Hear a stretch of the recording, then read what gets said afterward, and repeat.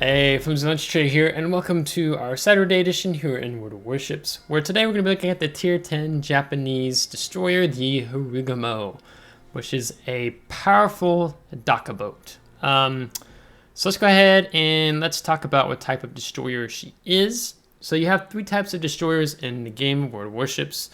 You have a torpedo destroyer, something like the Shimakaze. You have something more like a gunboat destroyer, like Habarovsk, Delny, if you will. And then you have boats that are destroyers that are hybrids. So a mix of the torpedo, a mix of the gunboat, something like a daring, a gearing, kind of that category. So what type of destroyer would I say that the Harugumo is?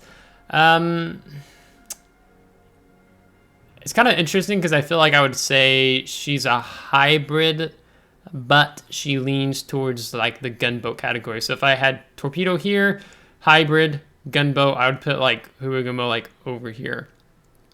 Just because her guns are really powerful, but her torpedo armament is also strong and capable, but it's nothing like Shimakaze levels to that extreme. So let's look at the armor real quick. It's going to have standard armor, just a 19mm across the ship, a 13mm superstructure. One of the things when we're looking at the ship is you have 10 100mm guns placed in this arrangement. And then you have the torpedoes here in the mid, so you have a set of six. With access to a torpedo reload booster. And the reason why this isn't, I would say, more hybrid middle is these torpedoes take a long time to reload. So a lot of the time you are using your guns much more than you would be torpedoes. So she's leans towards a gunboat with a little bit of a hybrid flavor within her because you can get her concealment down to a max of 6.2, which isn't bad. There are other a lot of gunboats in the game can have 6.5, 7 kilometer or greater. So 6.2 isn't bad. It's not poor in my opinion. It's good, but of course there are better tier 10 destroyers with better concealment. So first let's look at the modules. So you have the 100mm guns. Reload time of 2.6 seconds with the build I have set up right now. 180-degree turn time of 12.9 seconds. HE shell damage 1200, AP shell damage 1700. So even if you get broadside targets, this AP does pretty decent. The hull, there's no future upgrades with that. 29,100 when we have survivability expert with our commander mounted on the ship. So she has a pretty robust health pool for a tier 10 destroyer. And part of that is just due to her really poor maneuverability, if you will. With torpedoes, you have the Type 93 Mod 3, so you can see here 171 second reload time. That is quite extreme. It's almost a 3-minute reload time, 180 seconds. Torpedo range 12 kilometers, maximum damage 23,767, so they hit pretty hard. Speed, they're modest, 67 knots. You can also choose the F3 type torpedoes. This will cost you 30,000 experience to move up towards. A reload time of 157 seconds, but instead of 12 kilometers or 8 kilometers, and instead of maximum damage of being over 23,000, they are 21,000, but they go 76 knots. So usually you might see players in like co-op battles and stuff, or maybe even convoy, take the F3 torpedoes like you would on a Shimakaze that has same torpedo options. But the best overall is going to be the Type 93 Mod 3 you're going to run. Gun range with the commander I have built and set up is 15.1 kilometers. Otherwise, without the commander skill I have, I think you're 12 something. Can't entirely remember. Maximum speed, 35.7 knots. So you throw something like the Sierra Mike flag on, or Sierra Mike. 37.5 knots, and then take the engine boost into consideration. So you can actually be moving, 40 knots roughly. So not bad. In terms of her upgrades, first what I run here is the main armaments modification 1. Risk of main battery becoming incapacitated and torpedo tubes becoming incapacitated, negative 20%. Survivability of the main battery torpedo tubes, plus 50%. Main battery and torpedo tube repair time, if they should become incapacitated, is negative 20%. So this destroyer is really about those guns, those 5 turrets, 10, 100mm guns. So we want to keep those in action. So that's why I've taken this modification. You don't need any others. You definitely don't need magazine modification 1, which reduces the risk of your ship's magazine detonating by negative 70%, because you can run something like the Juliet Charlie combat signal, which completely eliminates the risk of your ship's magazine detonating. So you want to be running this in random, ranked, clan battles. I don't run them in co-op, because co-op is co-op. For the second slot, what I would recommend would be the engine boost modification 1. This is going to cost you just over 12,000 coal with a coupon. Without, it's like 17,000. What it does is it extends the action time of your engine boost consumable, meaning we are getting up to 156 seconds, and I think without it, it would be like 120 seconds. So we get more than 2 minutes, so to get 2.5 minutes. So I like that, especially this ship is not maneuverable in any sense. We look at the maneuverability. Your rudder shift time is 5.5 seconds, but your turning circle radius is 830 meters, which is like crazy, not good. And I would compare it to Shimikaze, but I don't have Shimikaze. I'm stacking research bureau points. Oh, no, I do have. I researched it, but I didn't purchase it. Right.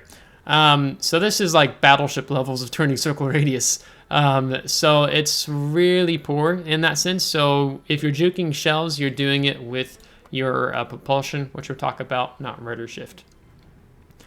If you don't want to spend the coal, I would recommend then taking the engine protection. This reduces the risk of your engine steering gears becoming incapacitated by negative 20%. Engine repair time, steering gear repair time, if they should get knocked out, is negative 20%. For slot 3, you have the main battery modification 2, which is for your turret traverse, and you already have a pretty decent turret traverse, 12.9 seconds. I didn't really feel there was any need to take something like that. Your AA is okay. It's not like crazy. It's just okay. And if you want to get to tier 10 carriers and super carriers, then you're just screwed. I mean, I had a match in Harugumo and I just got dumpstered by an enemy super CV just because there's nothing you can do against them. So not worth investing in. What I've gone for is the aiming systems modification 1. This is giving me better accuracy with the main battery shell dispersion, negative 7%. So my vertical and horizontal dispersion is improved. I'm getting tighter groups. And also your torpedo tube traverse speed goes up by plus 20%. So like when you're aiming with your torpedoes looking around, it's better overall to have. Torpedo tubes modification 1, no, this is something you'd run like on the Shimikaze line, not the Harugumo line. You also have the smoke generator modification 1. This increases the action time of the smoke generator, short burst smoke generator, calling smoke generator, but it reduces your smoke screen duration by negative 5%, so then you're just laying out a longer smoke screen. So you can see action time is 20 seconds. We can actually kind of boost that already with a combat signal, so it goes up to 23. So then you add that one on, you can get even up a little bit higher. But if you're wanting to lay down really long smokes, what tends to happen is you go for something like gearing, go for the Yu Yang. Something like that would be better suited if you're wanting to lay down like long smoke lines. For the fourth slot, I would recommend you taking the propulsion modification. Time taken to reach full engine power when accelerating, negative 50%. Yeah, you could make an argument. I mean, I know destroyer players who like to run the steering gears mod. The turning circle radius just sucks with the Harugumo. There's no way in and around it. And to me, when I'm working on trying to do some gunboating out in the open, what I'm doing with the destroyer is I'm juking with my throttle, and so propulsion modification 1 helps me with that much better, especially when you have your engine boost activated. So this is what I'd recommend first and foremost. Secondly, I would say the steering gears modification 1. Those would be the two options, but propulsion mod is what I recommend first and foremost. For your fifth slot, You have what I'm running right now. I'm running max concealment on the Harugumo. I found that most beneficial. I've even played Harugumo before I got the ship on the public test server, and I just like the concealment build more. It fits better. Your detectability range by sea is 6.2 kilometer, 3.4 by air. But having 6.2 is actually quite nice, especially when you run into enemy destroyers. Let's say they have a 6 or 5.8, and by the time they react to you, usually like you spot them at that point, especially if they're coming into you. But what you can do to them is unleash just these 100 millimeter guns that reload every 100 millimeter guns every 2.6 seconds, and you can lay a lot of hurt on them really quickly. So I like having that sort of element of surprise in running the consumer system modification 1. Otherwise, people will run the steering gears modification 2, rudder shift time -40%, steering gears repair time -80%. So you're getting even more maneuverability if you're kind of trying to just dodge per se. But still, I like to lean towards the propulsion. The other thing is the legendary mod upgrade, the additional smoke generators. So this is a bit of a meme, and this is actually where the smoke discussion can come into more play. This upgrade improves the ship's tactical role by reducing the minimum effective engagement range thanks to the ability to maneuver in smoke areas at low speeds. So you get an additional smoke consumable, so we go from 3 to 4. Then for the smoke screen dispersion time, it goes up by plus 30%. So you can actually stack that with this one, which is plus 30%. Note that you are taking a -5 smoke screen dispersion time. So you can increase your dispersion time of plus 30%. So you can have even the longer smoke. And then your smoke generator consumable action time is 100%. So you can have these really long lasting smokes. If we see the action time now, the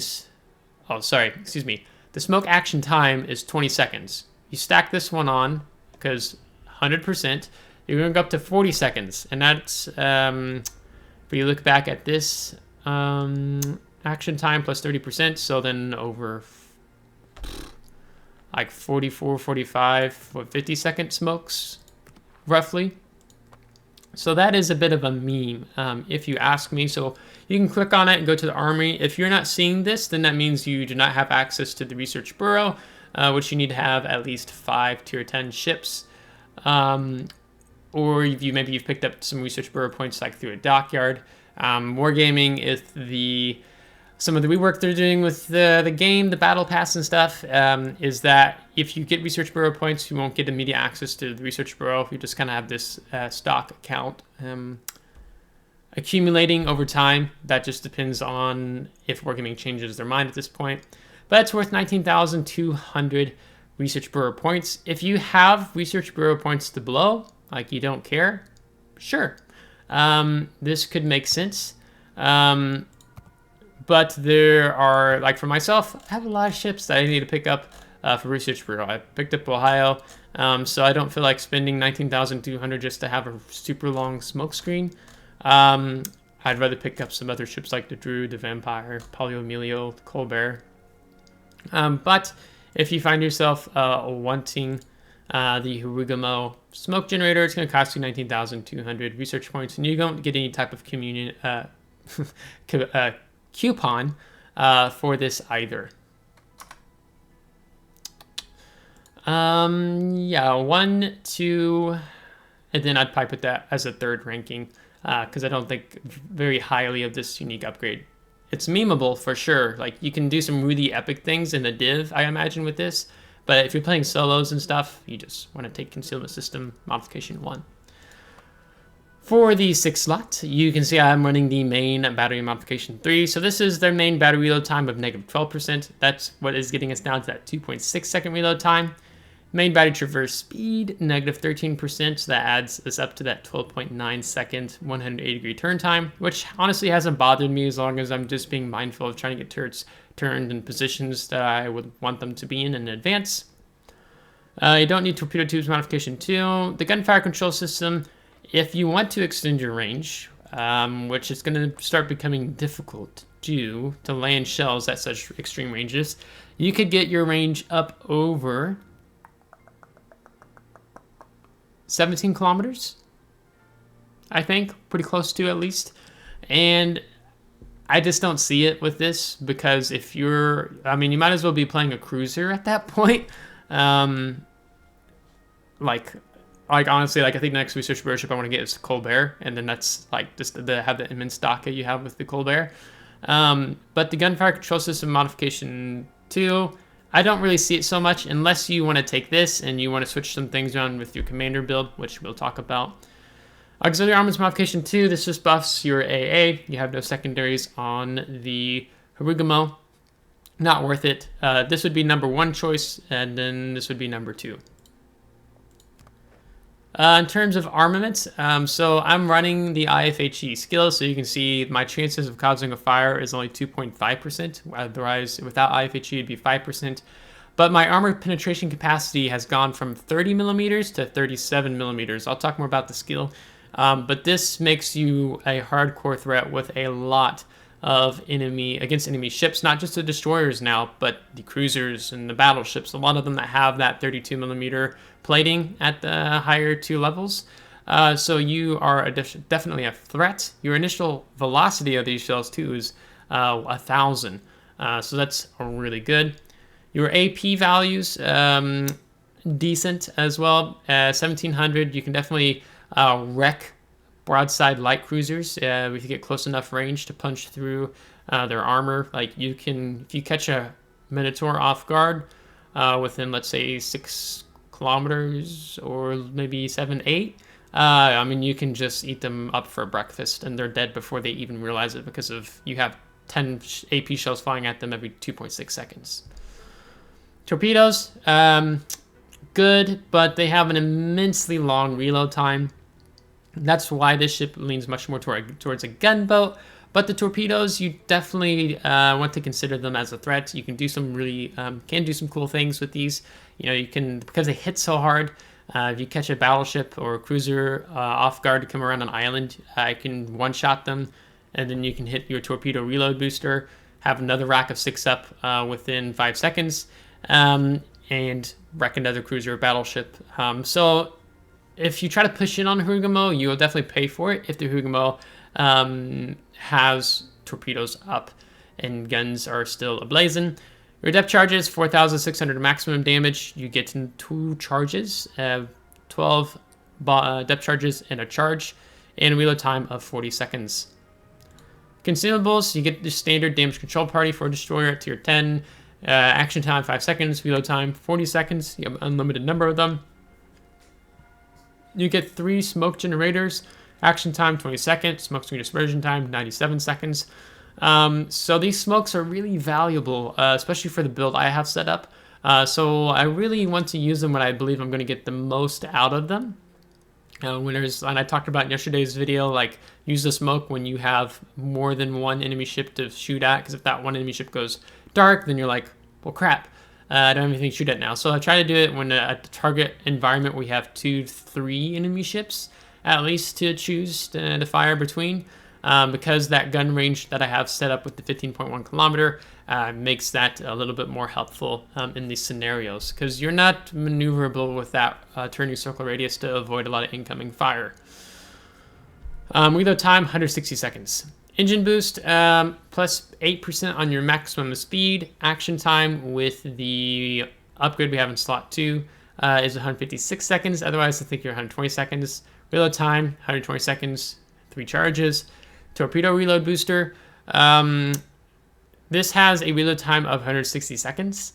So ideally, you want to try to get your money's worth out of these consumables. So at the start of a battle, after my torpedoes have taken almost 3 minutes to reload, because 171 second reload time, I'll dump the torpedoes, and I go ahead and I'll use a torpedo reload booster. Because then if I dump the next set, then my torpedoes are already reloading again. Because if you don't use this, or be mindful of using this torpedo reload booster, you might end the battle and you still have 2 when you could have used more.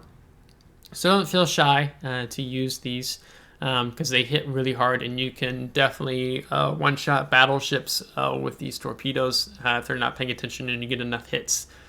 I don't know if there's something else I was wanting to say with that. Thought I had something, but it's left me. So definitely utilize. As far as combat signals, I'd probably be going with something. I always won Hotel Yankee. It's really fun to ram a cruiser enemy battleship when you're almost dead and you take them full health. I find that I seem like I'm doing this more and more lately. Honestly, if you do want to get your fire chance up a little bit, you can bump it up to 3%. Oh, 3.5% is what it should be. To help out. So, I mean, I have enough of these that I can. I mean, a little lower on India X-Ray. Probably. I don't see why not. Have a little bit longer action time on the smoke screen. Bump it up to 23 seconds instead of it being 20 seconds. And then just to have my consumables back up, like my engine boost, like my smoke, like my torpedo reload booster. Just go ahead and throw this on, and this shaves some time off. So 152 seconds instead of 160 seconds. So this is what I would do. In terms of our commander, so we have Yamamoto Isoroku. To talk briefly, you earn him through the campaign. What is that name of that campaign? Is it just Yamamoto Isoroku campaign? It's called something, isn't it? No, it's just Yamamoto Isoroku. So you finish it, and your final reward is that you pick this commander up. So the cool things with Yamamoto Isoroku, with his talents, is he has a second wind talent. If you get a Kraken Unleashed, your HP per second will be 120 seconds. So, like, let's say you're almost dead in Harugumo, you can get over, like, let's back up to 3/4 of your health. Your main battle reload time, negative 34%. Imagine negative 34%. So we have a 2.6 second reload time right now. And that would... 6 minus 0.84. That'd bring us down to 1.7 second reload time for 10 guns. Not to take account something like Adrenaline Rush, you could be looking at 1.6, 1.5 second reload time. That's if you get the Kraken Unleashed, of course. I haven't picked it up yet in Harugumo, but when I do, there'll probably be a YouTube video of spraying and praying with these guns. Your torpedo tube reload time also goes down by negative 16%. And you also get the aircraft preparation time if you ran him on a carrier. You also, if you get First Blood, you get an additional consumable. So we'd have an additional torpedo reload booster, smoke screen, and engine boost. So that is actually quite nice since I only have 3 smoke screens and 3 engine boost in particular. His enhanced skills for destroyers is Grease the Gears, the main value of traverse speed, plus 20%, and an enhanced preventative maintenance. So instead of the negative 30% risk of modules becoming incapacitated, it's negative 45%. So we're really building into the survivability of these turrets and trying to keep them from getting incapacitated. So that's really good. So let's go ahead and talk about the commander. So first off, let's say you picked up Yamamoto Isoroku, you got 15 points to spend. You want to go for the bread and butter build first and foremost, and that would be the number 1 choice I would pick. That is preventive maintenance. For 1 point, for a 3-point commander, it's last stand. Your ship remains partially able to sustain speed and maneuverability if the engine and steering gears get incapacitated. Very important to have as a destroyer player. Survivability expert is a must. You get an additional 350 HP for each ship tier, so 350 times 10. So that gets us to this really large, robust health pool of 29,100. There's even some... Actually, I don't remember. I don't know if there's a Japanese commander that had an enhanced survivability expert, but maybe I'm just thinking of the Pan-Asian commanders. And then for a 10-point build, I would recommend going for the concealment expert. I know there are people who don't build into the concealment on the Harugumo, and that's cool. But I'm going to highlight that build first to get you down that 6.2 kilometer by sea, 3.4 by air. After this, where would I recommend going? I would probably go ahead and recommend you pick up... Which one do I want first? Probably just go ahead and pick up Adrenaline Rush first. So as your health pool decreases, your guns are reloading faster, your torpedoes are reloading faster, AA damage goes up slightly. So I'd get Adrenaline Rush mainly with with the main guns in mind. And then for a 16-point commander, I'd recommend picking up the IFHE, or inertia fuse for HE shells. Your main battery HE shell armor penetration capability goes up by plus 25%. So that's what's getting us to that 37 millimeter armor penetration capacity versus the 30 millimeter. And I talked about that a little bit already, but most high tier ships have 32 millimeter plating on like the bow, midsection, or the stern of the ship. So just being able to troll them, especially cruisers with this, is increases your damage output. I've known some skilled players who've tried to go for more of the fire builds and feel like they don't get much out of it, and they end up going back for the IFHE. And this is like the person I referenced, for example, would be the Sailing Robin, who is my favorite YouTube World of Warship content creator. So this is 16-point build. And then what I've done is next, I would recommend for a 20-point build, pick up the main battery in AA Expert. Your main battery firing range goes up to 20%, and your damage from AA shell explosions plus 15%. So if I open up those two windows, you can see damage by shell explosions is 1700, so otherwise it's probably closer to what, 1500, something like that. And then our range, 15.1 kilometer. And then for 21 points, I go for the incoming fire alert. It's helpful to know when enemy ships are taking a firing option on you. Alternatively, if the main battery traverse speed really bugs you at 12.9 seconds, you could just not get an incoming fire alert and go ahead and pick up Grease the Gears as an example to get the plus 20% rather than what I'm assuming is plus 15% standard. But this is what I have preferred to run thus far when I've played this on the main server and also public test server. Now, there is another route we can go here. If you want to increase the DACA even more, your reload time, you could give up main battery and AA expert and take the main battery AA specialist. So your main battery reload time is negative 5%. So if we were at 2.6 seconds now, you'd be shaving just over a second off. So 2.6 minus 0.13, 2.47 seconds, so just under 2.5. So you can do that. If you want to keep the range, and let's say you don't care about concealment, you could drop Concealment Expert, pick up this skill. That leaves you with another point still. Then you could pick up Grease the Gears as an example, or maybe even something like Consumable Specialist.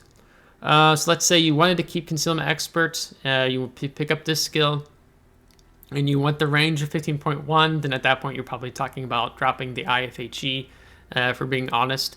To me, there's just so much value out of the IFHE because you're just getting that raw damage, and you saw what we did, over 640 shell hits yesterday, and we still set 9 fires. Even though it's a really low chance, you still have what feels like a high chance just because of the reload time. Alternatively, let's say you wanted the Superintendent. What would I give up for that? Honestly, I wouldn't want to give up any of these. At that point, you're probably talking about giving up your range with the main battery firing range to pick that up, and then you have 1 point and go for something like Grease the Gears. But I have found a lot of use out of this build, so this is what I'd first and foremost recommend. If you wanted to go the anti-conceal build, probably what I'd recommend, you drop Concealment Expert. You'd definitely be picking up the main battery and AA Expert. I'd probably keep IFHE. You have 1 point left over. You can go for something like Grease the Gears, or Consumable Specialist. So yeah, maybe. Or you could switch out your Concealment Expert with Fearless Brawler.